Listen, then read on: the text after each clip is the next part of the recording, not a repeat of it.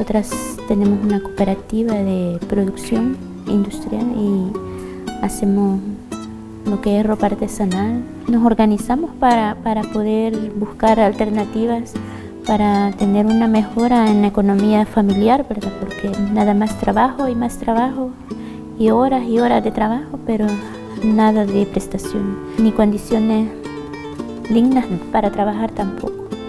Y ahora pues estamos luchando porque avanzar en el tema de derechos laborales, en el tema de derechos humanos de las mujeres también. Es muy importante para luego avanzar y buscar una forma de ganarse la vida dignamente, ¿verdad?